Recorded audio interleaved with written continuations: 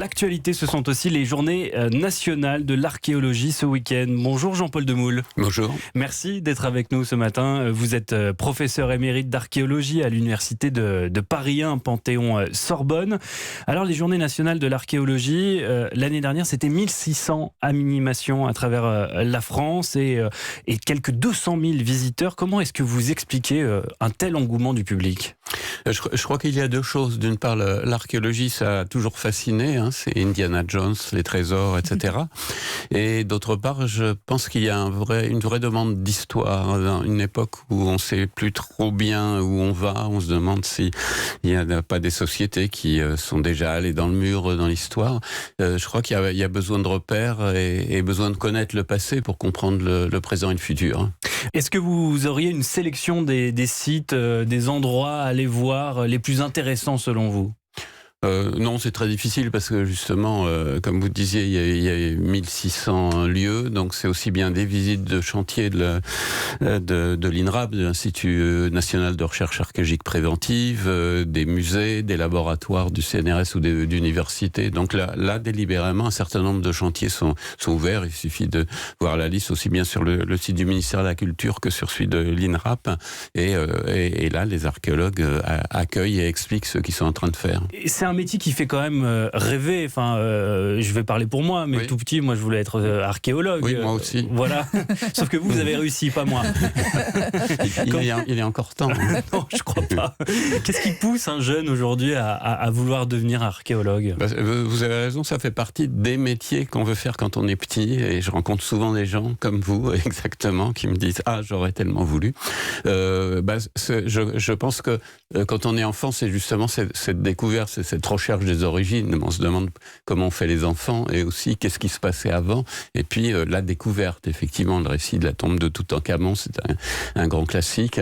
Donc c'est tout ça. Puis après, quelquefois, on se résigne. Il n'y a pas le fantasme aussi de découvrir un trésor quand on est enfant ? Oui, bien sûr. Il y a ce côté trésor. Et puis, quand on commence à faire des études d'archéologie ou même avant, on s'aperçoit que les trésors, ils peuvent être moins spectaculaires, mais plus intéressants, plus intellectuels, disons, de compréhension, comment vivaient les sociétés et qu'est-ce qui leur est arrivé. Comment on découvre de nouveaux sites de fouilles aujourd'hui ?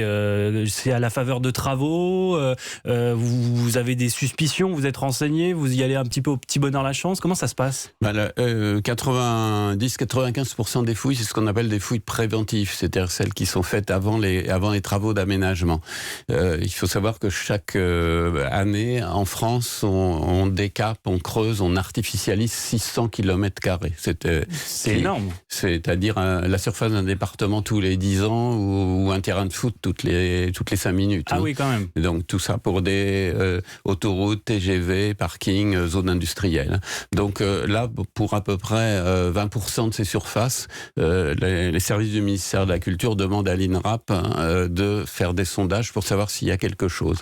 Et s'il y a quelque chose, eh bien, on fait des fouilles. Donc vous voyez, c'est assez systématique, mais il faut se rappeler qu'il y a 80% de ce qui est creusé qui disparaît sans fouille. C'est comme ça, par exemple, je crois qu'on a découvert récemment cette tablette de grès à Angoulême.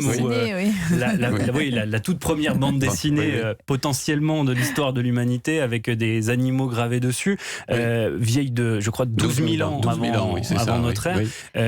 C'était sur le chantier de la gare d'Angoulême. Oui, c'est ça. C'était un chantier d'archéologie préventive, c'est une fouille de l'INRAP et on a trouvé, à une époque où on pensait que les peintures, les gravures du temps de Lascaux, qui datent de plusieurs millénaires avant, ne se faisaient plus. Et là, il y avait une tradition artistique qui s'était perpétuée. Donc, il y a encore plein de choses à découvrir. C'est évident, oui. On découvre des espèces humaines nouvelles presque tous les jours. Est-ce que les nouvelles technologies vous aident dans vos recherches aujourd'hui ? On parle beaucoup de modélisation, de 3D, de survol en drone aussi, sur des zones qu'on n'avait jamais découvertes ou explorées. Est-ce que c'est le cas ? Oui, il y a une technique qu'on appelle le lidar qui permet, vue d'avion, de traverser le couvert forestier et on a découvert comme ça une ville nouvelle au Cambodge, une autre au Guatemala. Il y a la génétique qui permet de retrouver l'ADN ancien et de voir dans un cimetière qui qui est-elle le fils ou la fille de qui, de voir les mouvements de population.